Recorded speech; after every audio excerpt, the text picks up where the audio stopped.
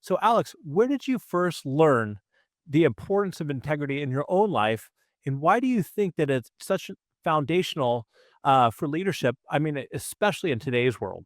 It's a great question. And I think to your point about today's world, I think it's kind of something that it's not talked about a lot because we're all conditioned to like if we all looked at the ESPN ticker right now, I bet there would be a story we could find right now live on this podcast that would have to deal with an integrity issue of a Of player of course.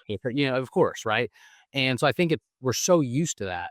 And it's kind of rare to be around leaders that do it in a way that is opposite of that. And so I think my co-author John Gordon and I, why we chose this topic is because when you look at leaders that have lasted for the long haul, and you really start to dig into their life and some of the things that they do and the accountability they have in place, or the coaching or the mentoring, you start to unpack like, wow, this person is navigating at a very high level, but they're doing it with integrity. And the root word of integrity is the word integer. So it means a whole or complete number, right? And so when you're around a fully integrated leader, I mean, that's someone who it's attractive to be around that person. You're attracted to their personality. You want to do work with them. You want to do business with them. You want to be in a relationship with them. That's a person who they don't just talk the talk, but they walk the walk. And I think, Damon, we all when we see it, we know it, right? Like I've been in Clemson football's locker room, been around Dabo Sweeney. The guy is unbelievable, and when you're around someone like that, you can just sense it. And I think that is the encouragement, for the book of the sale is it's a story about a guy named Matt, and he has these. I don't know how much you want me to go into the book here, but I Go mean, ahead, do it. yeah, Let's do it. Yeah, yeah. So I love the book. yeah, thank you, man. Hey, appreciate your endorsement. It means a lot. But yeah. So Matt is the type of guy that he's very successful. He makes a lot of money. But at home, things are not so hot, not so good. His wife Kendra, she actually tells him, "Look, I'm raising these two kids alone. You're She's going to never home." divorce him.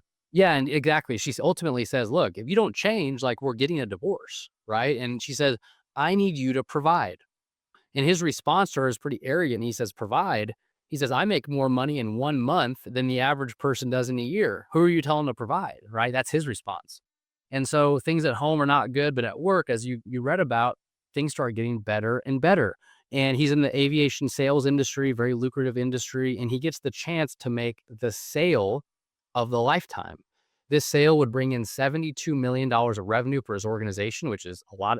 I mean, I don't know about you, Damon, but to me, that's a lot of money. So you're a big timer over there. But No, no, no, no. Hey, I got two kids in private school, man. I need the deal. yeah, exactly. And but the thing is, so $72 million to the company. And if you notice on the front cover of the book, the coin at the bottom, it has the number 7 million. And so that represents his commission he would get. He would get a $7 million payout for making this sale. But Damon, as you read about, the only problem is that to move forward with the sale, him and his team would have to they have to turn a blind eye to some massive integrity issues. And so the pinnacle of the book is, Don't does give it he away. Don't give I it away, won't Alex. I won't the pinnacle, I won't give it away. Gonna keep them all on the edge of their seat. The pinnacle is, does he make the sale, make all this money, ride off into the sunset, or does he do the right thing? And like you said, Damon, we're not going to tell them. They have to buy the book, of course. But it's those principles about integrity that his mentor teach him, that's what I go share about when I go to organizations and do team building things is, look, these are the principles that actually allow you to achieve long-term success, not just one win, but like, 20, 30, 40 years of doing things the right way and how that can add up. And Damon, I mean, I think you and what you've built in your business is an example of that. You've continually showed up, you do the right thing, and now you're helping a lot of people, which is really cool. My first experience really with integrity when it came to leadership was when I was at Pepperdine. My baseball coach, Alex, he only had two rules. And number one was show up on time. And the second rule was do the right thing all the time. And so players would say, well, what do you mean, coach? What do you mean? And he said, you know what it means to do the right thing. When nobody's looking, I know you talked about this in your book. When nobody's looking, you still need to do the right thing. And I think that it's something that always stuck with me. And I really enjoyed a lot of your book, especially when it talked about if you're not doing the right thing, it's hard to keep track of everything. It takes a lot of energy. And and so, Alex, But even with all that being said, many leaders struggle with integrity, especially under pressure. Share with us an example, either for yourself or with somebody else in a situation like that. It's a great question. And that's a great point because no one's perfect. I'm not, you're not, no one is. But one thing that I would say that is, I think, given rocket fuel to my career is mentorship. Finding people who I want to be someday, guys like John Gordon, and getting around those people. Another example is literally one of my neighbors. He's about a few block down from our house. He's 72 years old and he's just extremely wise. His name is Larry. And so every Friday morning, 5 a.m., because here's the thing, we're so busy. It's like, okay, during the day, something's going to come up that we'll have to cancel. But at least, I don't know about you, Damon, but I don't get any invited to any like social gatherings at 5 a.m. So, um, you know, that Not time is anymore. usually, yeah. So that time is usually pretty open for me. So Friday mornings, me and Larry and another friend who we call on the phone, we're talking about life. He's asking us questions, and it's especially like it's really business coaching, but it's spiritual coaching all in one. And so that's our recommendation because if you look at any top athlete, they have a nutrition coach, they have a position coach, they have a coordinator, they have a head. And so often in business, we think, oh, I'm just going to build this business. I'm going to do it on my own. You need to have people that are not only going to tell you that you're wrong, but even sometimes more importantly, they're going to encourage you because if you know Damon, I mean, in some ways, building a business feels like war some days where it's like you have a good day.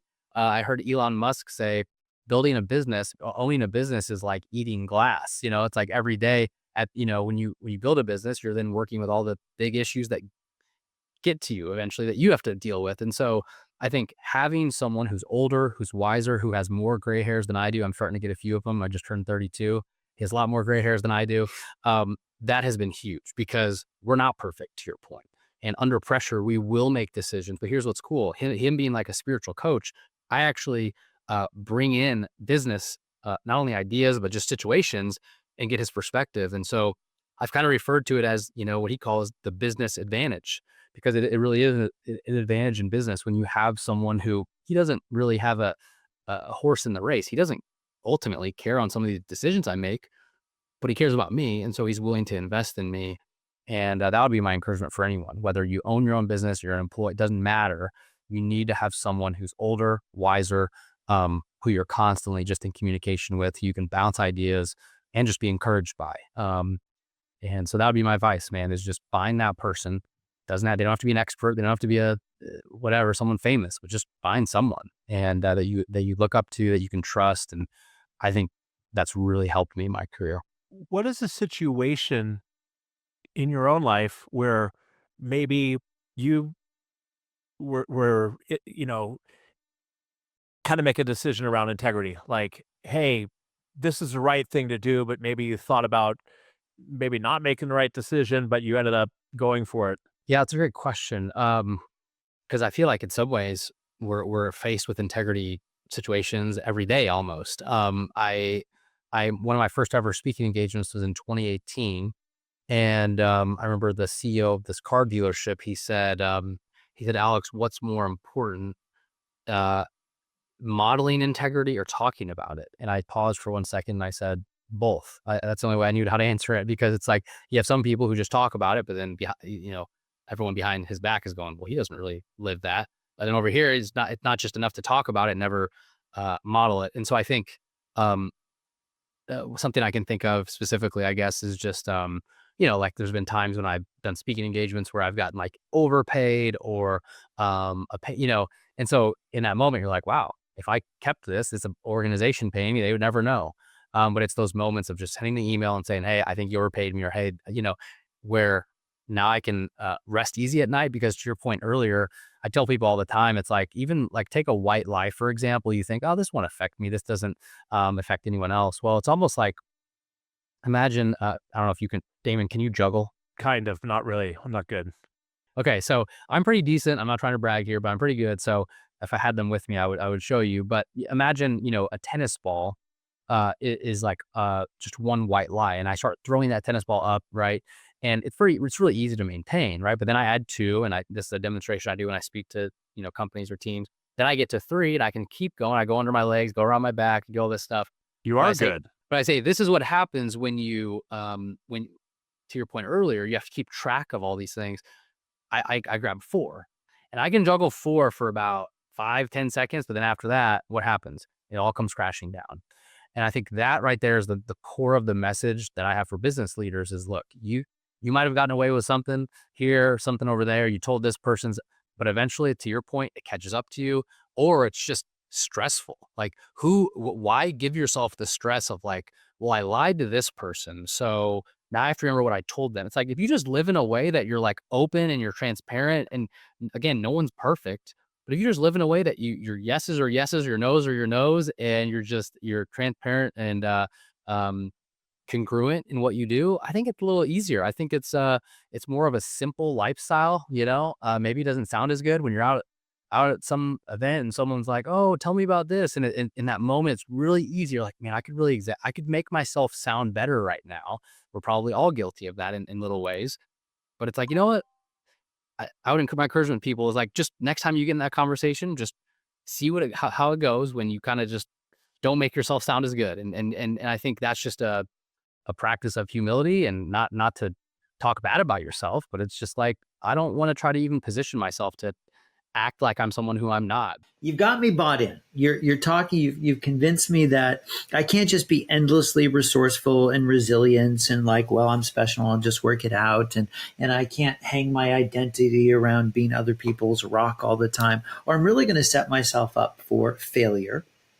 And I also can't just rely on the workplace to manage my mental health and burnout for me because the cost is asymmetric. I'm going to pay a much higher price than they are. So I'm bought in. And this is the point where I feel like a lot of other books that I've read now trot out very familiar advice without much extra. Now, you do acknowledge that the advice, the researched things that you can do to feel better they're known. We know what they are. But of course, the problem is just knowing it and trying to do it. Even if you do it, you still don't see the results that you want to get. So can you walk us through like, what are those things that we kind of know are going to make us more well?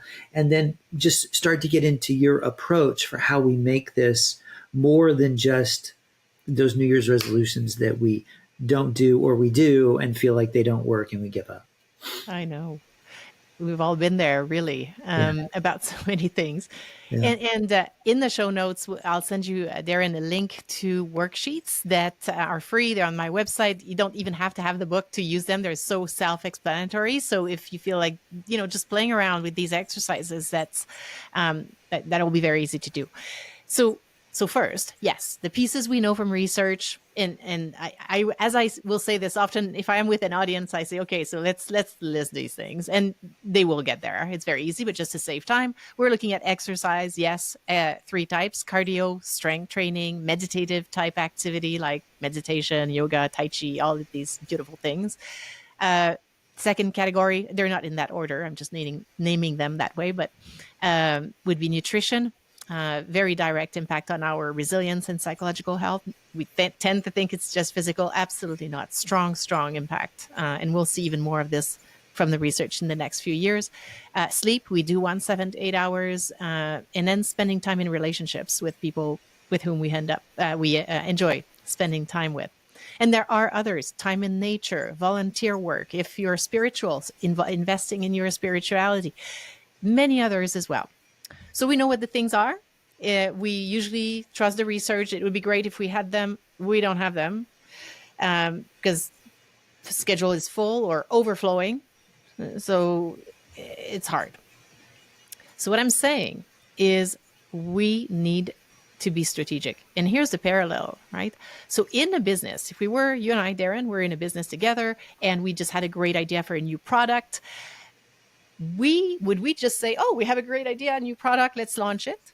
Or would we say, we have a great idea for your next product, let's see how this connects with our values as an organization, where we're going, how we want to be known for in the market, who else is offering anything close to this, who's buying it, how much are they paying for it, what forces in the future might impact the demand for this? We would do the whole thing. So we would be looking at the values, the forces, the context, And what I'm saying is, let's do the same thing here when looking at our resilience. And so what I'm saying at a high level, and we can dive into any aspects of this, is let's step back and look at our individual values. Let's look at our actual, and I really underline, bold, italics, actual context is. We can talk more about it because we tend to underestimate the demands and overestimate the supply, which means it's not actual. We should look at the context, the forces around us that are just there, so that we create a plan that is not just what research says, but it's sure we want to listen to research and we want to translate this in a way that's realistic in your context today. So your context today allows for this kind of plan. Your context in 3 months from now may need to change. And that's great. We just adapt the strategy. Yeah, I like that you have the plan B and like different, because like you said, on day 8, things could be different. And sometimes day 8 is going to be totally different than you ever even guessed. And you need to have a plan that you can update, because sometimes you go through cycles where you are actually way busier than you normally are. I mean, I think that tends to be like, we're just always saying that, but there can be real periods where you might be under a particular kind of stress and your plan needs to be able to adjust. Absolutely. Because what happens otherwise is people like try something and then one time, like you actually say you need a flexible plan. If you and I think a lot of people don't understand that. They think if I'm going to make a new habit, I have to do it exactly the same every single day, or it won't work. But you kind of say the opposite. Well, I say combination. And that's what actually research says also. So it's still true that the more we can create on habits specifically, the more we can create some form of stability, of removing a decision point from our brain, the better. So I don't need to think about it. Every morning I do 5 minutes of deep breathing, for example, or doing my stretches or whatever you decide. You remove the decision point and it makes the habit stick and easier to stick. So there is all kinds of good reasons to have that stability. And it used to be that research was only about this, saying you need to stick and that's the way to win. Research has continued, of course, and now is adding the yes and you need flexibility. So people who were a bit flexible on, yes, I'm going, say, to the gym 3 times a week for half an hour, and we're saying, and if for whatever reason I cannot do a certain day at the gym for half an hour, I will go into the gym and only do 10 minutes and come back. Or if I cannot do this because I'm traveling for work, I will be walking to the gate that is the furthest away from mine at least 3 times before I sit down. Whatever, you've transformed it in ways that you are maintaining the habit in a different version of it. And that does a number of things. It maintains the habit, yes. It also contributes to building your sense of self-efficacy, that belief that you can influence this because you see yourself doing it. And the beauty with this, it's similar to people who do, big physical challenges, triathlons and all kinds of things. Part of what they do when they do this is they build their sense of self-efficacy. Yes, in the particular task they're doing, the triathlon, say, but it expands because then you build your belief you could do tough things in other areas and in the future, and you're building agency when you do this. So it goes in all kinds of very positive directions. But yes, point is having flexibility with your plan is key. Is a big deal. So if I review a little bit, we've got the idea that we need to make, because I like your business analogy, although I think there are a lot of businesses that should follow the steps that don't. But let's just go ahead with this idea. Like, absolutely, does this match our brand? Does this match our values? Is this how we, should we be positioning ourselves in the marketplace around this? So when you talk about values, connecting the new behaviors that you want to build, you talk about both connecting it to your values, and you use a broad definition of values. And you also talk about having a very clear goal as you go through these worksheets and the process, which is, it's not everything, because you can put so many things in here. It's about what's going to help you build resilience specifically. That's right. Yes. Can you talk a little bit about what do you mean by values? Because you have that broad definition for it. So as people are sort of marching through this process. Correct. made it a bit broad because the idea behind taking a moment to reflect on what I call your values here is different people will have different language around this. Connecting with my purpose, what's meaningful for me, my why, however you want to call this, but it connects with what makes you very unique. And and that's critical because then we're moving away from the list of things we should all be doing would be great, blah, blah, blah. And now we're connecting it to, yeah, but what's most important for Darren specifically? Yeah. And and in fact, that's how I define values here. I say you could use values as in formal values, like I value integrity, for example. I value, but you could also just put there what's just most important for you in life. If nature and mountains are important for you, they go on the list. And so what that creates, and I often encourage people to have a bit of volume there, like, at least 10, 15 words that come to mind. So you can have even more clarity. You have some, obviously. Most people have a few ideas of the first top 3 or something like this. But if you sit down and really aim at 10 or 15, you're going to sit there a bit longer and you'll find ingredients that may be smaller, just like when you do a recipe and you have vanilla. There's not a lot of vanilla, but it makes a great, nice, big difference if you like vanilla. I do. I always usually double the amount. But the point is, if you go with a longer list, you will find smaller ingredients that are also still very important for you. And that's core, critical first step to look at your values for that reason, because it will connect with what speaks to you. It's a little bit like that thing about gratitude. Sometimes do this exercise with people where they talk about what they're grateful for. And they always start with the things that they are genuinely grateful for, but they're things, like my family and my health and stuff. But if you make them keep going, it's like, oh, I'm grateful for the light bulb that actually walk. You get to, it's actually, there's a lot of value in going down the path to even just small, unexpected things.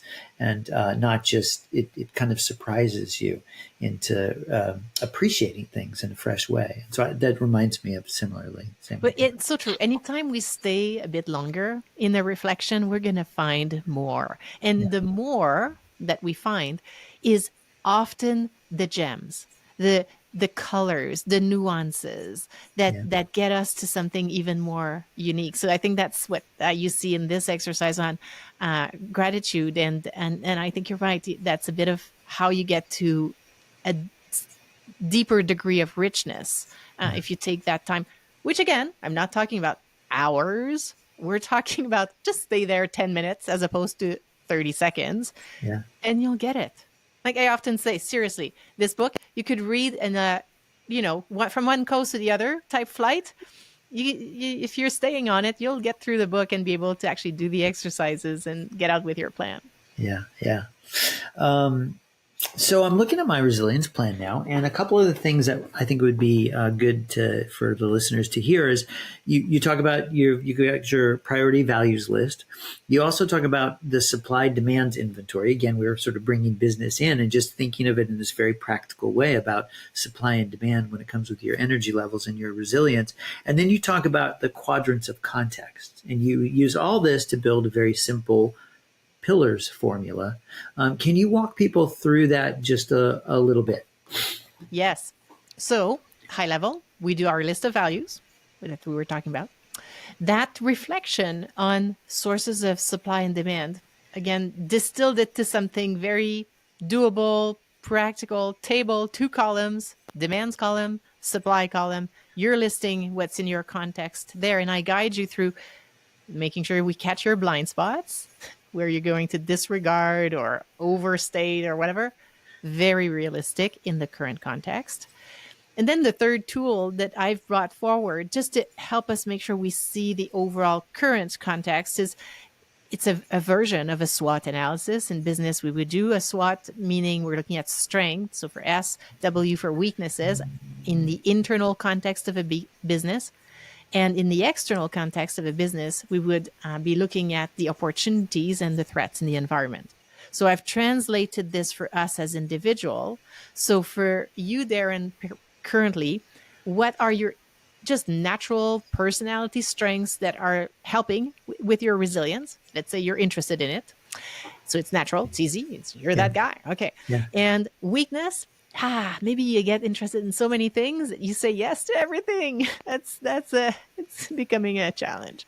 Yeah. So, and then on the external side, what types of opportunities do you have? Well, you actually live in an area where you could easily step out and go for a walk if you wanted to, as opposed to having to drive or take transit.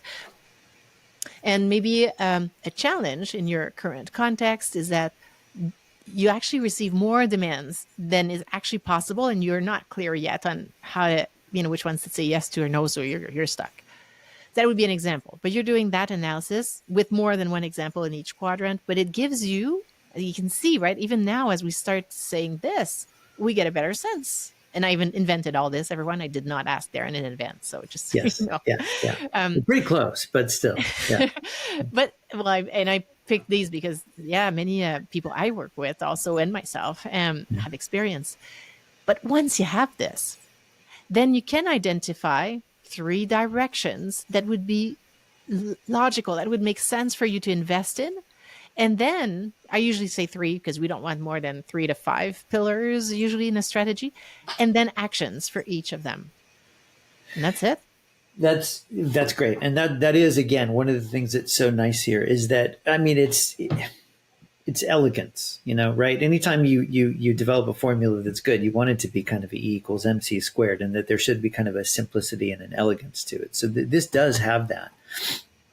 But you also, and just to be clear, when you talk about supply and demand, you're talking about essentially like how resourced am I, or versus how many demands are on my time and my knowledge and things. Correct. Right? Yes.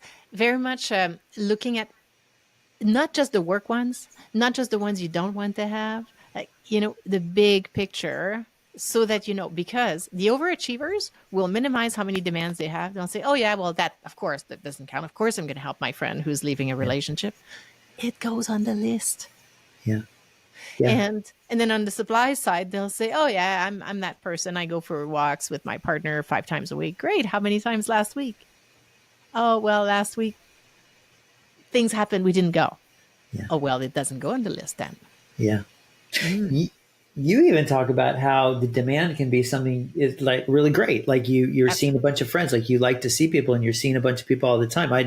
Going away with my family or something like that, the big extended family, but that can be a demand too, because you're not if it's not giving you enough time to sleep, then you're paying a penalty right there. You need like the full recharge. And I think we just forget that we need those things. We do. And it does connect with the need to have flexibility in our plans, sometimes even 2 versions of the same plan. Like for many people, there will be, hopefully, these days or maybe in a few months, a vacation. Vacation is a different context. We can't just say, oh, well, it's vacation, so of course everything's going to be fantastic and I'll come back refreshed. Hello, we've all been there, coming back wishing to work because work will be more relaxing than whatever that vacation was. And so, but thinking in advance about what that context looks like and thinking, okay, if we do all these activities every day, it's positive, exciting, goes well, that's great. And I'm feeling my battery is very low these days. So if I'm doing this for those 6 days that we'll be away, I'm not going to come back refreshed, even though they're fabulous. And I'm in this wonderful place that you've not been before, that you want to see as much as you can of it. It's not the only goal. You also have the goal to come back refreshed. So let's adapt, right? Yeah. I've got, like, can you walk us through like what a resilience plan might look like when you get down to what those pillars are? Yes. And then especially how does that sort of process of iterating it and being flexible with it, like what might that look like? Yes. So, and of course, each plan will be individual for each person. I'll give you examples based on individuals that I've worked with, that kind of thing. For many, as they've explored their values, they've realized relationships were very important for them. For many, they've realized they are facing lots of demands, putting lots of their time in all kinds of places. The value relationship would serve as a source of supply, but it's not there because they're working or they're not there. And then looking at their context where the demands are so large that it's making it difficult for them to implement things they would want to. So sometimes this kind of, I'm skimming very quickly over how that could look like. But then if we're looking at, say, 3 potential pillars, it may be that one pillar is going to be called relationships. It may be that another pillar will be called boundaries. It may be that another pillar is going to be called assessing time better. And because they've realized on that third one, for example, that they tend to underestimate how long anything is going to take. So they are either late or they're still on time, but they've created an amount of pressure in themselves to make it that is just so demanding and stressful for themselves. So maybe there will be one action on that third pillar, which is, at least once a week when I'm about to do something, I think this is going to be a 10-minute thing, start the timer and see how long that was actually. And then you'll realize this is actually a half an hour thing. Isn't that interesting? Next time I plan, I'm not going to think that this is 10 minutes and think I have time for lunch, because this is half an hour. That's the time I had for lunch, and now I'm not eating. No, it doesn't help.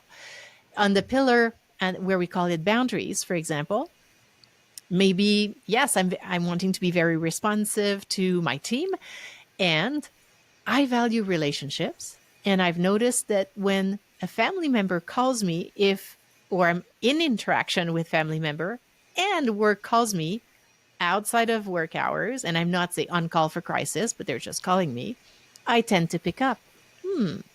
Could I experiment with the behavior, unless it is the expectation? And there's a different solution to this. But if it is not the expectation that you could listen to the voicemail in 5 minutes, we stay here. We're not interrupting with answering the phone. We appropriately, after a while, say, I'm going to just need to check that message. Now what we've done is we've aligned my actions with my value, right?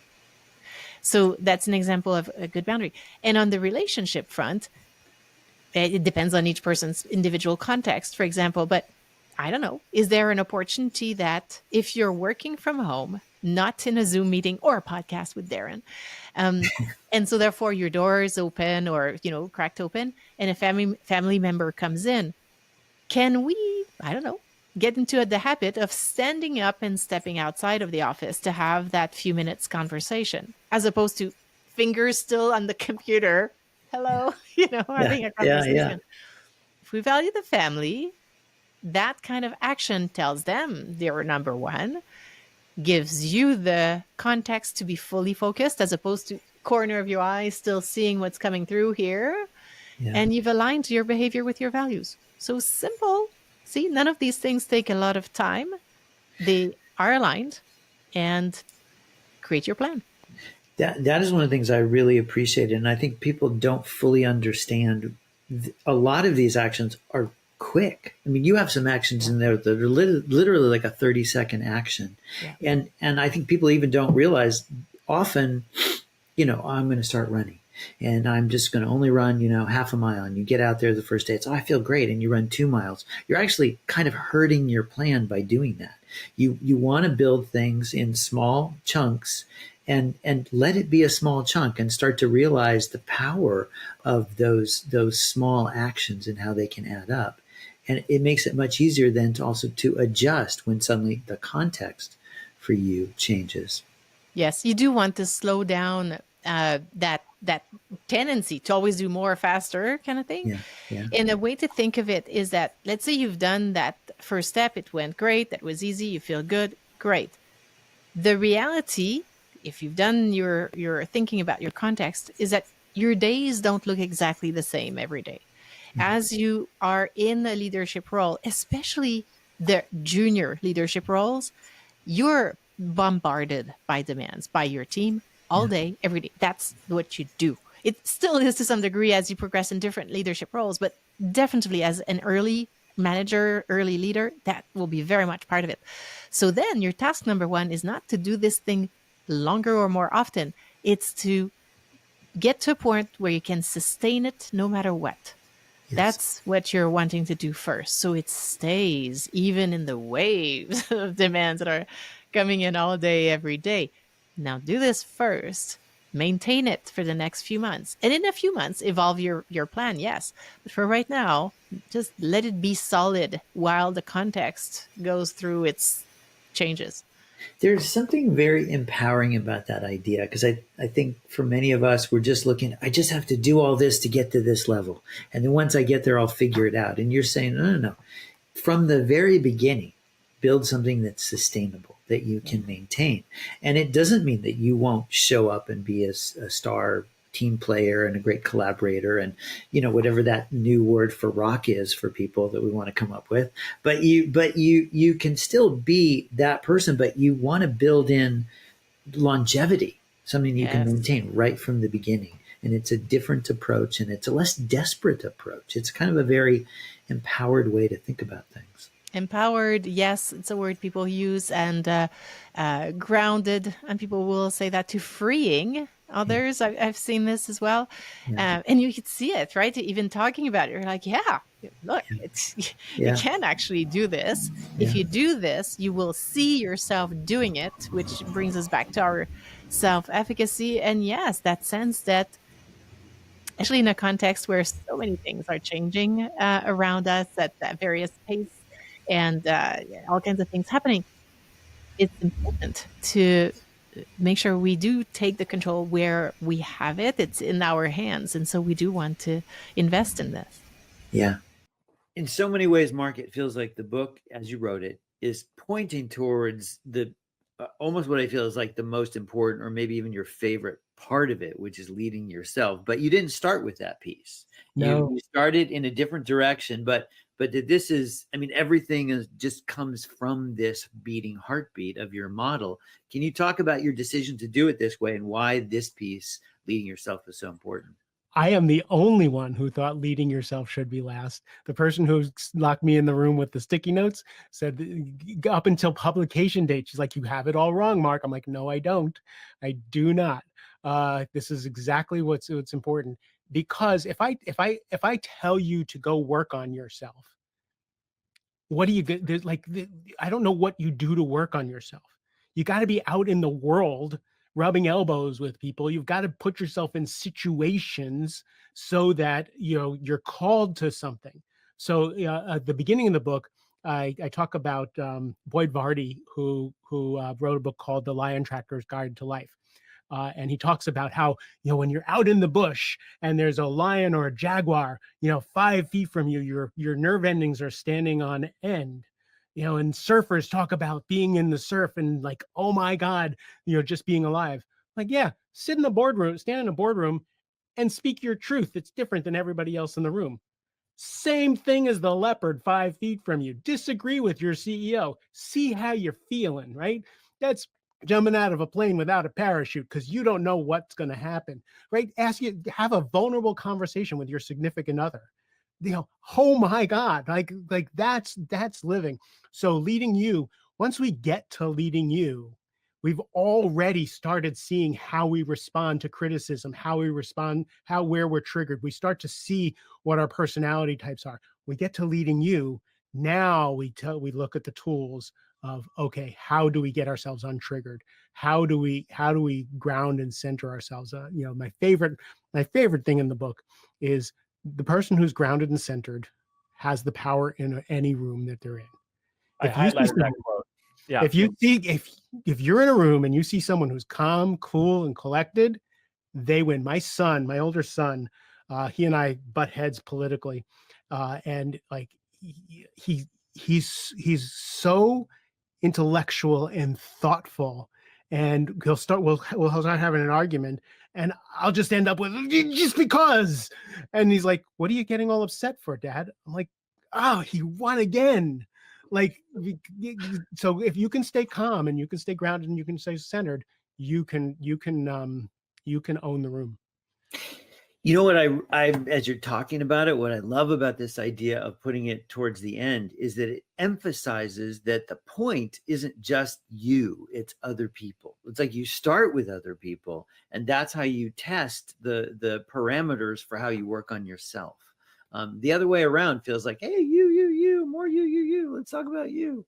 And I feel like we can overdo that so much with just so much focus on yourself. Thank But you. Mark, for somebody who happens to get triggered, let's say, and they're not able to be the most grounded person, do you have at least a hack or one step that they should think of first when they're heading into that moment? So once you're triggered, you're screwed. There's nothing you can do once you're triggered. Your nervous system, your endocrine system, everything has taken over, and all you are is along for the ride.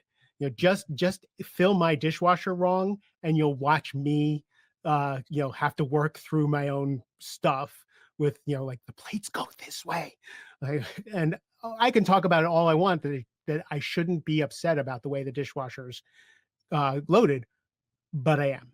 The thing is to practice beforehand. And I actually have an exercise in the book where it's like, visualize yourself getting triggered.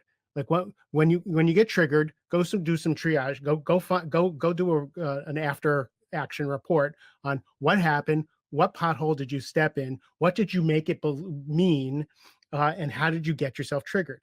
Now look in the future. The next time you're in that situation, like, this person is going to take credit for your work. Anticipate it. Work it out with your coach. Work it out with a coworker. Say, hey, when I go into the meeting, Bob is going to take credit for all my work, and I don't want to lose my shit. So you come up with, what are you going to say about that, and how are you going to work on that? Are you going to say something after the meeting? And you just work ahead of time. And what you do is, you see the pothole, you're walking along, you fall in the pothole. Then you're walking along, you see the pothole, you fall in it anyway, because you just habitually, like, I'm not going to react, I'm reacting, right? Then eventually you walk in, you see the pothole, you walk around it. But it just takes practice, because your nervous system was created over a long period of time. I say in the book, if someone's reacting to you, or you're reacting to something, anything more than a 4 or 5 to 10, it's no longer the thing. It's childhood trauma. If you're like a 3, you're just a little annoyed. You're a little, that's the thing. But if it goes over a 5, you're shadow boxing with the past, and you shouldn't engage with the other person, and you shouldn't engage with yourself. So for me, I have learned, especially in political conversations, because my kids used to say, Dad, you're like a Zen master. You're like Dumbledore all the time, except when we talk about politics. Why do you lose your shit during politics? And I'm like, because it scares me. Like, if it touches my fear, I'm going to lose my shit. So I've learned to now say, you know what? I'm scared, or I'm triggered. I need a minute. I was having a conversation with my son back in Thanksgiving, and he told me something he wanted to do, and it just froze me in my tracks, terrified me. And he's like, "You're mad at me." I'm like, "I'm not mad at you. I just need a minute." And we're walking. He goes, "You're mad at me. You're so mad at me." I said, "Dude, I'm not mad at you. I'm scared. So give me a moment to deal with my fear." I was so proud of myself in that moment. And after a couple minutes, I kept breathing. If you breathe in your belly, you wiggle your fingers, you wiggle your toes. If you get pregnant, it'll wash over you, and you'll be able to be on the other side. And I couldn't do anything about the trigger, but I could wait it out and not do any damage. And then after about 5 minutes, I just said, okay, what you said to me scared me. Here's why it scared me. I respect you more than any other human being. I believe in you. I want to have a good conversation, but just let's talk Dad off the ledge for a while. And we wound up having a great conversation, came to a great decision. And I'm really, but it was so, like, there was nothing I was going to do about the fact that the safety of my son triggered me. Right. So it's just recognizing that. That's a great story. It's a good example of everything, because you talk about preparing for it ahead of time. You talk about all the work that you do on yourself, and you still do get triggered. And then you said, because that will happen to people. The point isn't just, how do I always respond so that I'm like a Zen master in every moment? It's like, no, you'll get triggered. Try to work on it ahead of time. Then when you are triggered, wait it out and don't do any damage. And then you used vulnerability as the lever to pull, which I'm sure you actually had kind of programmed in ahead of time. Not on this one. This one blindsided me. This was like he said the thing, the one thing, the only thing that would have triggered me. Yeah. Like I was like, oh my God, this is a test. Is he a teenager? No, my sons are 23 and 27. Okay, yeah, but still young enough. Like that's how they do it. That's what they do. They come around a little bit easier later on, but like they get in that age where it's like they are going to do the thing that's going to. And what he wanted to do was noble and wonderful and brave and Yeah. scared the out of me. To begin with, what does revival mean to you, and what inspired you to write it now? Well, so I'll start with the second half. I was writing The Capitalist, and Which I love. I just felt this strong, strong urge to write a book on revival. That's all it was. I stopped writing it. I stopped writing Capitalist and wrote this. And the response has been pretty amazing. But I wrote this book, and I started doing some research, and I realized that, well, first of all, the word revival literally means to come alive again. And so it's about igniting the subtitle is the biblical blueprint for igniting a nation's soul. It's about the people of faith reigniting their faith and having a real faith instead of just something like, well, I go to church once a week or, once a month and, I'm sort of in the periphery or whatever. I don't really practice much, but it's about practicing your faith and the disciplines of your faith and those kinds of things. But when I wrote that book, I started doing research. There's been maybe 5 or 6 revivals, full-blown widespread revivals in America. First Great Awakening, Second Great Awakening, Third Great Awakening, the Azusa Street revival of the early 1900s, which produced Azusa Pacific down there in LA. And then the last one was the Jesus People movement, the early 1970s, Chuck Smith, the Calvary Chapel movement. And then I looked for books that had been widely read on revival. There had not been a widely read book on revival since the 1950s when a British guy who was living in America, Leonard Ravenhill, wrote a book called Why Revival Tarries. And so I realized that historically we're on the verge of a revival. Just every 50 to 70 years, there's a widespread revival. Now, what's interesting is there's lots of little bubbles right now. If you Google search or whatever search engine you use, a college campus revivals, it's happening all over the country. I mean, I'm in Chattanooga, Tennessee. Right up the road in Cleveland is Lee University. And a couple of years ago, in fact, Tucker Carlson covered it 2 or 3 times and then sent a film crew there. These kids went in for chapel one day and didn't leave for 2 weeks. Like they just experienced this renewal, this refreshing, this personalization of their faith. It was no longer cerebral, but it was heartfelt. And I just believe that all of our problems are solved with revival. I tell people all the time, our political problem is not the problem. Our real problem in America is our spiritual problem. If we solve the spiritual problem, it solves the political problem. But so many people place their hope in politics, and I'm very politically involved. I've been very, very, very politically involved. But I also realize that what's happening in America today, the political problems are really spiritual problems, and I believe that a revival of people's faith is the kind of thing that transforms their personal life. I have a different section in the book on how revival affects your family, how revival affects your business. I also have one on how revival would affect politics. And imagine, if you think about it, if you come to grips with your faith and you have a personal revival, well, one of the first things you're going to do is you're going to not lie anymore. Could you imagine all the ads during a presidential campaign where nobody gets to lie? Could you imagine if a man who's a bully to his family has a spiritual revival and now he loves his wife and treats his children beautifully? So to me, revival is the thing that really solves our problems. Sometimes people say, oh, you can't rule by Christianity. And you're right, we can't rule by Christianity. I don't believe in the idea of a Christian nation because nations can't be Christians. People are Christians. Now, those people, as they get involved in politics, they bring their values and those kinds of things. But I just think it's important for us to see our own personal revival. That's where it all starts. It starts with one man or one woman saying, I want to take my faith seriously. And that begins to transform others around them as they treat them. People say, well, you can't be ruled by Christians. But I always say, what are you afraid of? Is it the part that says love your neighbor? Is it the part that says love one another, bear with one another, be patient with one another, forgive one another?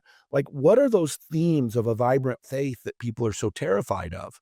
And I just really believe that if we live out of those principles, really truly live them, it's the basis for humanity, real, loving, kind humanity. I agree. But I also think our country is so divided right now, whether you want to say politically or spiritually, is it even possible to bring everybody back together? Without spiritual revival, I do not believe it is. In fact, when I did a whole research project for the book about what came out of these great revivals, one of the best things was unity. In every single major revival that swept the nation, unity took place. It started with churches who normally see themselves as competitors unifying and appreciating their own brothers and sisters who might go to a different church or whatever. But here's the major problem that I see in our country today. If you go back 70, 80 years, and then, of course, all the way back to the founding of our country, everybody essentially had the same worldview. And it was the traditional Judeo-Christian capitalistic worldview. In the late 60s, early 70s, there was an up-and-coming worldview. It was the secular humanist, Marxist, socialist, God is dead worldview. And Robert Bork, those of you who follow politics, you realize he was the Nixon's Solicitor General, and as everybody got fired, he ended up being the guy at the top. And then he was appointed to the Supreme Court, and he got borked. That's where the term borked comes from. In 1999, he wrote a book called Slouching Towards Gomorrah, and he outlined how for the last 30 years, there was a worldview that decided to take over. The people who held this worldview said the only way to really change America the way we want it to be, this Marxist, socialist, secular humanist, was to take over the institutions. And from the 1960s to today now, 25 years after he wrote that book, Slouching Towards Gomorrah, you see that that's exactly what happened. They took over Hollywood, they took over the public education, and they demanded adherence to their particular, and then once they gained control of it, they would only let people in who would promote that particular thing. So here's what we have now in America. We have the traditional Judeo-Christian worldview versus the secular humanist, God is dead Marxist worldview. And I think the two could probably even coexist, except for this one thing. Both sides view themselves as having a moral imperative. We've had Democrats and Republicans back in the 40s, 50s, 60s, and they would argue things out, but they came from the same worldview. They differed on strategy. They differed on technique. They differed on the plan, but they all essentially wanted to get to the same place. Now, both these groups want to go to a different place. They don't just say, I'm right and you're wrong. They say, I'm good and you're evil. And that creates this moral imperative that does not allow them to, are you gonna give in to the evil guy who wants to do something that you don't want to? Well, of course not. He's evil. If he just differed with me and I still respected him and admired him and just said, hey, he's got a different idea, then there can be coexistence. There can be this interaction. There can be negotiation. There can be all that. But when you view yourself as good and the other side as evil, you must fight to the death. And you know what would solve that? Revival. Where you no longer view your opponent as the enemy, an evil person, but instead they're a person who disagrees with you. And you might even think that some of what they promote is not good for our country, but it takes the tone down, takes the tone way down, and allows us to disagree. One of the beautiful things about America is that we're free. We're free to have ideas. We're free to disagree. We're free to say things that people don't like. But we're now, with the cancel culture, you can't even say certain things or you're going to get fired. I had a guy once. We were playing poker together, and he threatened to throw me out. And I'm like, why? I can't remember what I had said. And I said, well, that's what I really think. And he goes, you need to keep your mouth shut or you're not going to be able to play poker with us anymore. And I said, okay, I'll just think it. And he said, you're not even allowed to think it. And I was like, wow. What's wrong with people? What's wrong with people, right? Yeah. So what I hear you saying is we gotta switch it up from thinking good and evil to we just think differently, and being okay with accepting that other people think differently. And even before we jumped on camera, I was talking about friends who I may not agree with, but at least we can have a conversation and learn from each other. So if you take let's take your book. So if someone wants to start making changes after reading your book, where should they start? Well, the book I put a bunch of. This is not my typical 20,000 word book. This is a little bit thicker, but I end the book with a 31-day devotional. Each day I start with 10 days on personal revival, 10 days on church revival, and 10 days on national revival. And each one has a biblical verse. It has a thought for the day. It has a prayer, and it has an action point. So it specifically says, you want personal revival? Here's the lesson for today. Go do this. And I think the way you start is you start with what you already know. I think anybody who's even shown up in church once or twice knows that you're supposed to love your neighbor. It's the story of the Good Samaritan, right? Jesus said the second commandment is just, first commandment is love the Lord your God with all your heart, mind, strength, and soul. And the second one is just like it, love your neighbor as yourself. Okay. So you don't need a whole lot of teaching to say, okay, how am I going to love my literal neighbor who leaves his garbage cans on my dividing line of our properties? We don't go to them and go, you stupid blankety blank, blank, blank. That's not loving. It's to approach and to act loving. It's being kind. It's praying for people. One of the things that I do to redeem my scrolling is every day most days, not every day, but most days, the very first 10 people who I see posts from, I pray for them. And then I send them a message. And I say, every day I pray for the first 10 people I see, and today I'm praying for you. You wouldn't believe the amazing stories and the thankfulness that I get. One of the craziest stories, I sent it to this older woman. I've never met her, but she's an editor and a writer. So I know her. She's a Facebook friend. She's in her 70s. And I sent her that message. I said, I prayed for you today. She wrote me back and she said, Chris, I looked at my bank account this morning when I first got up, and I have bills coming due. I have no idea how in the world I was going to pay those bills. Then I got your message that you prayed for me. So I decided to open my bank account again. She said, I got a deposit this morning for $2,900 from a company that I tried to get a refund from 18 months ago, and they told me they wouldn't pay it. It came through this morning when you said you prayed for me. Well, you can imagine she's appreciative of our relationship. She's appreciative that God cares for her and sent me to pray for her and tell her I was praying for her so that she could give glory to God when she got that $2,900 check. Because if I wouldn't have told her that, I would have still prayed for her. But if I didn't tell her that and she got the $2,900, she'd have said, oh, that's fantastic. But instead she said, I'm thankful to God that he provided for me today. You make business personal. Like you're out here in this sort of buttoned up professional world of business, making a difference, helping, but you had to work with business for this to happen. It's fintech. Can you help listeners feel like they can make business personal in this kind of way that you have? But it is personal. It's all personal. It's your experience of life. What are you choosing? Are you choosing are you deferring the joy, the very present moment of your life for something in the future because you think it'll occur then because you don't think you have enough, because you already have a condition that society has given you that you will only be happy when? Or do you choose that my life is flourishing and alive and powerful and amazing, and I remove the attachment from dollars? I'm so alive, it's crazy.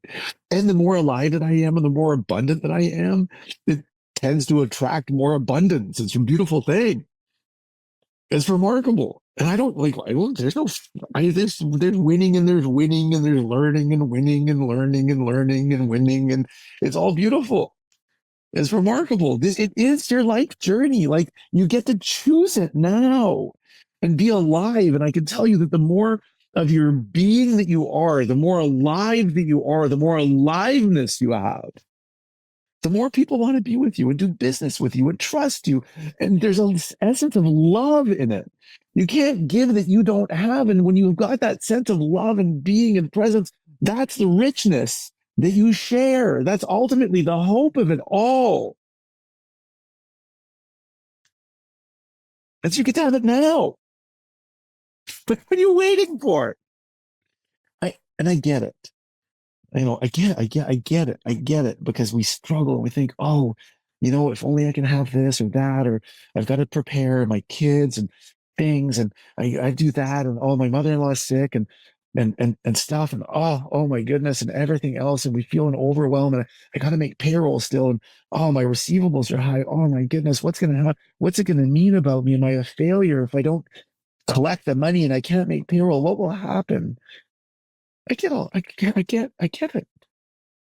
I get it. I get it. And it's way less serious than you think. And it's not about you. I love that. And a lot of times I think, David, that we look at some of our biggest problems at work, right? Especially like we can't make payroll, might go out of business. And rarely does the worst case scenario even happen, right? So why spend so much time worrying? Right. So why waste your right? Why waste your totally? Why waste your energy on that shit? Instead of put the energy into focusing on how to make it happen. Right. Right. Absolutely. It's see, there's a distinction there too, because a lot of people will go about trying to create the condition. I'll just use the word bankruptcy, just as an extreme. I'll try to create the condition against bankruptcy, but yet they spend no time creating the condition for prosperity. And what you resist will persist. You continue to create that. That's all you're thinking about. You continue to attract then energetically that space. And it comes from fear. And it's a scarcity mentality. So then you're living in a scarcity mentality. So of course you're not experiencing the abundance that is available because you live in scarcity. But the abundance of it all is like, life unfolds as it unfolds. And it's not to say that you're careless or cavalier in business. No, of course, you're a co-creator and you're doing your best, and it's amazing. And I want to win, and I love competition because they're doing that. Well, look, I got it. I'm on you guys. Fine, in an abundant world, they're there for me, and I continue to try to strive and create more value and a condition of prosperity for everyone. Absolutely. But I don't make it mean that I'm not good enough or smart enough or whole enough or everyone's worst fear. I don't make it mean that I'm not lovable if it doesn't work. And most people, and I speak from my own experience, that most of the journey was a fear that I would prove that I was not worthy of being loved. And that my wholeness, my essence was conditional. And I experienced so many entrepreneurs show up at first trying to prove themselves to be lovable, good enough. So I got a couple questions right off the bat. I want to learn a little bit more about, what F3 stands for and how it's really helped throughout your life. But let's just start off with what's your F3 nickname? I usually make people buy me a beer to hear the story behind that. All right, I'll send it to you. I'll send you one. It's okay. All right. It's OBT, and we're in kind of a red part of the country here, or it's more purple these days. But I had an Obama sticker on my car when I first went out in the summer of 2008 to the workout, and those guys thought it was funny that I was going to vote for Obama, so they called me Obama Tim. So that's what OBT stands for. So that's great. That's hilarious. I think Obama Tim is a good nickname. I'm going to adapt it myself, even though my name isn't Tim. Okay. Well, I look, man. I gladly wear it to this day, so I have no shame in that whatsoever. So, I had guys come up to me from that original group that November and be like, yeah, man, I know we kind of, teased you about that or whatever, but, I voted for him too. And I'm like, yeah, I know you did. He freaking won. Your buddy Dave also had another reference that I liked, the sad clown bondage. Yeah. That's helping people out of. Can you just say what that is? Because it's a Sopranos reference, Damon. So I know you love it. It is. It's I think it's maybe in the pilot episode. It's Tony goes to Dr. Melfi for the first time, and he's she asks him what, like, sort of what he feels like, and he said, I'm this important guy on the outside, but I'm a sad clown on the inside. So that's where Dave pulled that. Dave is very good with the nicknames and the acronyms and the basically all the terms of art. And there's a lot of insider lingo in F3.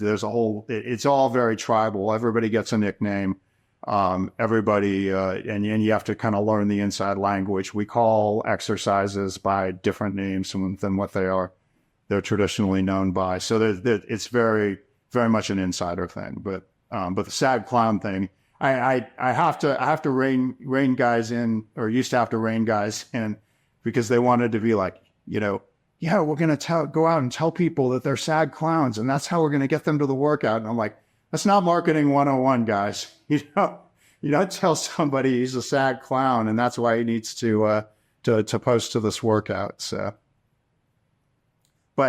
I mean, look, the thing we figured out, and we really reverse engineered this from what it did in our lives, was Dave and I both were in, I was not in great shape. He was not he tended to yo-yo up and down much more. He would get up to, 40 pounds overweight and then work furiously to get it off. I was more kind of packing it on a pound every month or so, but, it got us in really great shape. And then the thing we realized that it also did was it had cured our loneliness problem. And this is talked about a lot now. You've got a lot of people, Scott Galloway's out in the culture talking about this. Richard Reeves is doing a good job talking about it. But in 2011, nobody was talking about the fact that a severe condition in sort of modern male adulthood in America was loneliness. And so that was we had met this group of guys who, by virtue of sweating together, and you both are, it sounds like, are athletes. Damon, you played baseball, right? You were in the locker room. You get, Back in my glory days. Absolutely. Exactly. And you get, you have that team ethos, you have that locker room mentality. You have a bond and everybody, yeah. You do something hard together and that automatically builds bonds. And so, so the first F is really fitness, and the second F is fellowship. And the fitness is, we call it the magnet, because it's really easy to approach another guy and be like, hey man, you want to come to a free workout? And sometimes it's a little weird because, like, yeah, it's in the park and it's with a bunch of other guys and it's in the dark, but most people you can get them past that. It just makes it a very easy ask. And then that second F is fellowship. And we call that the glue, because once you're past the initial thing of like, oh, I'm getting up at 5 a.m. and I'm going to go to the workout, the alarm goes off and maybe you had a short sleep the night before or whatever, you're not that eager to get out of bed. But the reason you get out of bed is because you want to see your buddies and you want to know what they're joking about on the text thread later in the day, after the workout's over. So that's really that second F. That's the glue that keeps you coming back. And then the third F is faith. And I know a lot of people are allergic to that word, and it's often used as a weapon in our country these days, unfortunately. We just could find no other word that expressed what happened when a man was fit and friended. And that was the ability to sort of turn outward and want to do something in the world other than just ensure your own survival and that of your immediate family. So we saw too many guys, and so for some of them it was a religious thing. It was going deeper in their religious faith, but for others it was man, I was in rehab myself once. I want to go start an F3 workout at the rehab center. downtown Charlotte or at a homeless shelter or something like that. Or I want to lead a mission trip somewhere. So, and even, even not even necessarily philanthropically minded. I mean, I've got a guy who I'm very good friends with here in Charlotte, and his thing is he loves to travel. He loves to do kind of epic bucket list trips.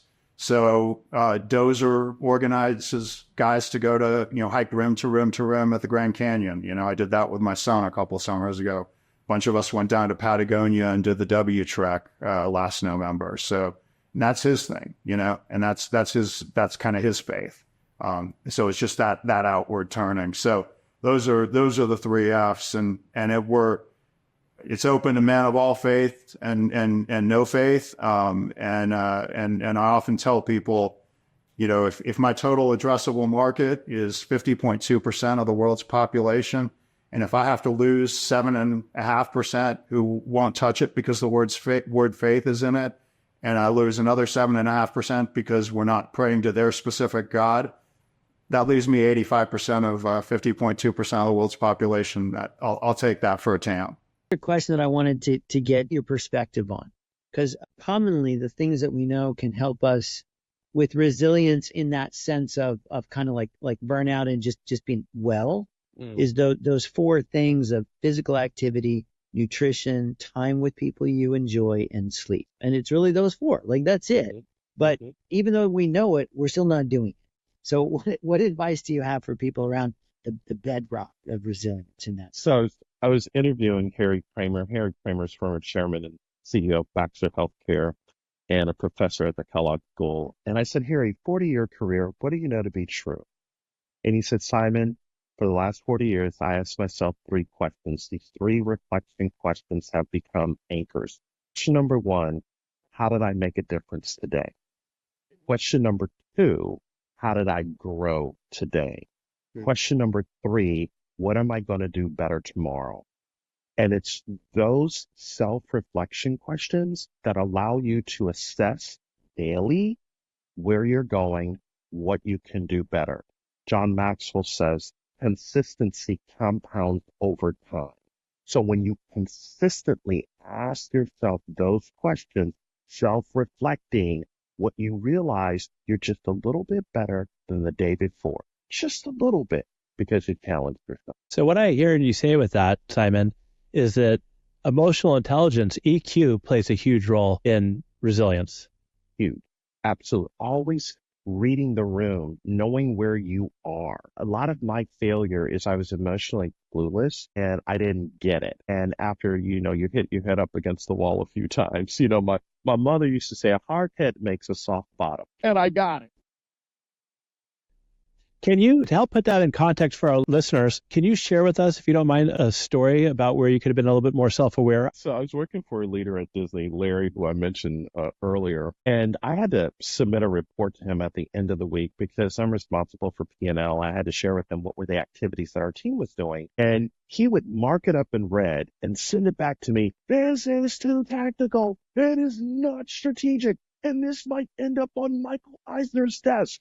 So I went into his office one day and I slammed the door. I'm like, you don't support me. You are trying to hold me back. And it was not a very pixie dusted conversation. You could hear us down the hall. And he said, the reason I'm so hard on you is because one day you may be in this seat and I'm getting you ready.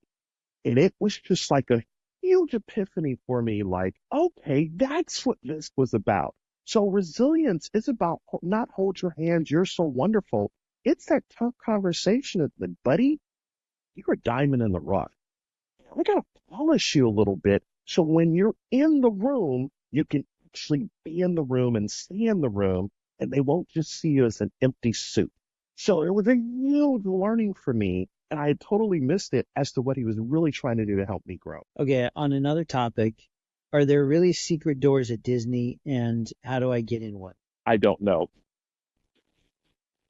Still towing the line, huh? Okay, all right, fine. Do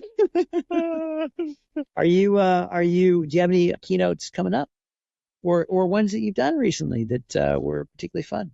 I've been on tour for the last 6 months with a pharma company that is in the pet space, and I've been with vets from all over the country and some of the nicest people sharing with them about customer experience and how they can create a better pet parent experience. And so it's been interesting because it's not my space, but I've gotten to know them and I've just fallen in love with the work that vets do, some of the most compassionate people on the planet. They are. They're great. And I love dogs. One thing that that I want to make sure we get in, because I know we're kind of getting close on our time, is that right now is a very tough sales environment. There's a lot of uncertainty. You've been on both sides of the fence, sales, leading, keynotes, training. We have a lot of senior leaders who are sales leaders right now. What advice do you have for them? Number one, serving is the new selling. When you call a customer to say, how can I best serve you? What is it that you need? It's not about what I can get from you. It's about what I can give to you, number one. Number two, how are you leaving an emotional tattoo on them every single time you engage? Quick little story. I got a call from my boss, Larry, at Disney. I had left, and he says, I want you to go to lunch with Michael. And I'm like, oh my goodness, Michael is an insurance guy. He's going to try to sell me an insurance policy. I'm like, I don't want to go. But I call Michael, and Michael says, hey, I want you to come for lunch and meet me at the Bay Hill Country Club. I'm like, wait a minute, the Bay Hill Country Club built by Arnold Palmer? Absolutely. So I show up on this particular day. I'm in my Sunday's best. We're sitting there, and I noticed this guy hunched over in the corner. I'm like, that's Arnold Palmer.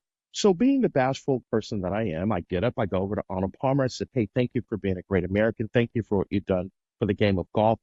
And I proceed to take out my iPhone to take a selfie with Arnold Palmer. And this entourage behind him starts to close in. And Damon and Darren, I heard the soundtrack in my head, bad boys, what you gonna do when we come for you? This is probably not a good idea. So I go back up, sitting with Michael. He's turned flush red. He's like, I'm never inviting you anywhere again. And at the end of the lunch, he didn't try to sell me insurance. A couple of weeks goes by. I'm on stage speaking at an event. The host said, you can't leave the state. I'm like, why can't I leave the state? They said, we have something for you. They take out of this bag a hat from the Bay Hill Country Club that's been autographed by who? Yeah. Arnold Palmer. Arnold Palmer. I didn't realize Michael was in the audience that day. And guess what? He still didn't try to sell insurance to me. Net, Arnold Palmer passes. I call Michael. I buy 3 life insurance policies. Why? Because Michael understood when you sell, that's a transaction. But when you connect, that's a relationship. So everyone listening to us right now, how do we double down on emotionally connecting to what really moves people, not just trying to make our quota for the end of the month or quarter? That is such great advice, because Simon, I feel like in times of uncertainty where sales are tough, the initial reaction is to jump in and try to oversell, right? And push, and it really doesn't work. I just got done interviewing the head of ticket sales for the Atlanta Braves, Paul Adams, for our show, and he was awesome. And during COVID, when everything shut down, his team, he didn't have any layoffs. He kept his team around, and all they did was contact their customers and talk to their customers like, how can I help you? How can we support you? Wow. And he said that had a revolutionary effect and impact on customers moving forward, because they were just thinking, okay, they're here to tell us we can't get refunds. They're here to try to sell us pre-packages, to bring in revenue. He said they didn't do any selling, just like you said. They just asked them how they're doing and what they could do to help. And that's had an incredible effect on their business moving forward. Wow. So we are coming up on time. And so we have a signature question for you. I'm kind of interested, Darren, on this one. Yeah, right. Yeah. Tell us, Simon, something about you that is surprising that people don't know a lot about. No, everybody knows that. I used to play saxophone in school. Yeah, in middle school. I played saxophone. That was fun for me. And do you still do it? I don't. I love drums. So if I ever had a chance, I love to play drums. Nice. Yeah. Well, I imagine you definitely stepping out on the stage and doing that at any opportunity. Your fearlessness and insights are so inspirational. Thank you. Thank you, ton, for that. Just as a recap, some of the things that I'm taking away from today's session is it comes down so much to the questions you're asking yourself and of others. And when you get those questions right, you're challenging those defeatist, depressing, hurry, worry assumptions that we get stuck in so easily. And you have to just turn the tables for yourself and for others. And it's connected to brilliance. Like that's where you find it. If you're looking to work on resilience, you kind of find it through your brilliance and the brilliance in others. And all of us have brilliance in us, right? Yes, absolutely. Even me. Absolutely. Yeah, even you, Darren. Let's talk about failure. You say that a lot of your leadership lessons come from failure. What is one failure that profoundly shaped your philosophy on leadership? Wow. I mean, I don't know. I mean, as a lawyer, right? You lose a trial, and that client's life is impacted forever, and you second guess everything you did. As a leader, you hire the wrong person. You recruited them. They came out. They sacrificed a year of their time. They moved their family to the middle of America, and it's not going to work out, and that's a failure. And your team is, disappointed, and you have to eat that and say, you know what, I just maybe wasted a year of that person's time and a year of growth. I mean, in every area there's failure, right? You may fail to hit a goal. You may have certain financial goals. You may fail to hit payroll. You may fail, and I've been there, right? And you may fail to, land that key sale, get that key client, and it's like they came in and they were it's like it's given to you on a silver platter, and you screwed up the closing. I've done all those things, hired the wrong leader, kept the wrong people. And that's why I am the way I am, is because I've made those mistakes and I have suffered because I just thought I'm a crappy leader. Like I can help this person, I can solve. Then 2 years later, they're still on the team. They're not performing. Everybody's miserable. They're toxic, and it's affecting the entire organization. So, I mean, wow. The number of failures, give me a day. The great thing is, I used to stay up all night and make a $10,000 mistake. Now I don't even lose sleep over it. Now I want to be able to make the $10 million mistake and not worry about it. That's when I know I've arrived, right? So I'm a leader, and I'm listening to you speak about failures, and I'm saying to myself, I've made a lot of these failures myself. What advice do you have from them to turn that failure into a positive? How do they?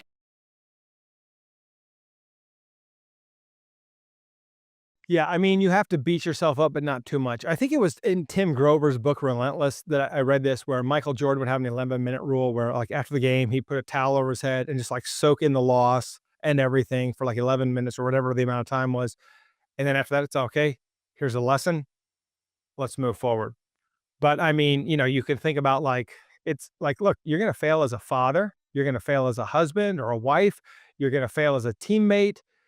It's going to happen. It's going to happen over and over and over again. And you want to take the lesson, but you don't want to carry the baggage. You don't want to you want to keep swinging the bat, right? So you can't just say, oh my gosh, I can't do that again. No, you have to say, okay, I made a poor choice. Good decisions equal success. What do bad decisions equal? Usually that's failure.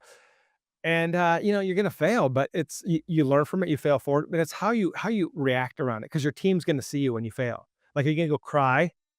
You going to go disappear for the day? Or are you going to stand up and say, you know what? And own it and say, you know what?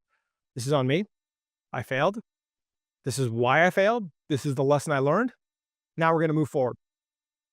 And we'll probably fail again and again and again. But it all feels like failing in the middle, like until it's done. Like, so many examples of where we, I'd wake up like day after day, like, oh my gosh, like another day, like, are we going to get through this? And then bam, it's done. And then I talk about the riding the lightning and the runaway machine gun. And it's like, a machine gun is belt fed. And so that ammunition is coming with the belt. And sometimes like the trigger will stick and the belt will just keep feeding the ammunition. And you can either break the belt or just keep the gun on target and ride the lightning. And so when that success comes, it comes so fast and so violently that it's like sometimes, you've been so scared about the failures, right? And you've been so beat up by them that when the success comes, it comes so fast and so hard that you almost get intimidated by it. It's almost like I wasn't ready for it. But this is your vision. And if you as a leader can't follow through with that vision when that runaway success comes, then everything you said is garbage, right? So you got to be able to live that vision and the opportunity will come. And the problem is you fail, fail, fail, fail, then boom, huge success. And it's like, whoa, like I can't even believe this is happening. And it happens so quickly. And then all of a sudden you're like, I mean, I can, like I said, I can think of all those like potentially career-ending moments, right? And like there's too many of them to list, right? Where just something went horribly wrong, and it may not have even been my fault, but I was the leader, and as the leader, I was responsible for it. And and I remember those moments, and a lot of them I attribute to like either we didn't have good processes in place, or I didn't have the right team, or I didn't hold people accountable. And every time I have almost felt like I was gonna lose everything, it was because I failed to either hold myself accountable or hold the team accountable, and I let things slide. I lowered the standard. And I think what you said right there is super important is, I've done 100 episodes on this podcast, just like you have on your great show, Veteran Led. And I've never come across a great leader who doesn't take accountability and plays a victim role. There's nothing worse, in my opinion, than a leader who plays a victim role. And you talk about it in your book, how it's important, though, for leaders to be open about their failures and talk about it, right? Well, yeah, because your team's gonna fail, right? Like sometimes they only see you as like, oh my gosh, you've done these amazing things. And I think like, people love to hear from this. It's interesting, right? Like people love to hear from the stage and they love to hear in podcasts about your failure. But like you talk to people one on one, they see you're human and they see your frailty and they're like, oh man, like this guy's not this isn't a deity here. This is just some normal dude. Like I don't want to hang out with him. Right. But so I think we get to the point where our team members have to know that like it's okay. Like they're gonna fail. And I remember when I first went from being that line infantry platoon leader, being the support platoon leader, and the Bravo company commander said, bro, I was a support platoon leader when I was, at my last unit and before I got promoted to captain, and man, like I failed. Oh, you're gonna fail so much stuff. And then I'm like, yeah, whatever. And like I was a young, cocky, kid in my early 20s, and I'm yeah, whatever, man, because you suck. And then, 2 months later, I'm at the National Training Center, and I get the whole, the log pack, the logistics support. I get it lost. I get it stuck in a mountain. I get the trucks break down. People don't eat. They don't get resupplied because I screwed up, right? And it's like, so I think as a young leader, like, I wish, more of my commanders or bosses would have, instead of telling me like I'm going to screw up, saying, hey man, like I screwed up. It's okay. Look, I'm still here. And I think, one of the best examples, and I think it's in the book, was I had this friend and we were getting ready to deploy to Bosnia, and he was running the range. His platoon sergeant had no sleep, coming on 2 days, and his platoon sergeant shot down an Apache longbow at the range next to it. So he went outside the range fan and shot it and the Apache was hot because the helicopters were doing a firing range. He could have killed somebody. Nobody died. But that battalion commander, who became a 3-star general, was called into the commanding general's office, and they were going to relieve him of command. He said, look, sir, like this isn't the lieutenant's fault. It's not the captain's fault. It's my fault. This is on me. I am the leader. And, this is horrible, and I know we're supposed to deploy to Bosnia, in the next, 2 weeks or something. He's like, I understand that there are consequences for my action. They did not relieve that commander. But in that moment, because the company commander was called into the office as well, they saw it. That became his hero moment. He became a legend because Lieutenant General Brown's his name, but it was interesting. When I went to my battalion command school, he told that story, and I was like, oh yeah, I was there. I know that, but what a great man. And I think that that moment where he wasn't even at the range, it wasn't his fault, but he took ownership of it, and he knew it would probably cost him his career, but it didn't. It raised him to hero status. I think that as a leader, right, is the pinnacle of leadership, where you are willing to take responsibility for the actions of your subordinates, even if it costs you everything. That's a wonderful, wonderful story.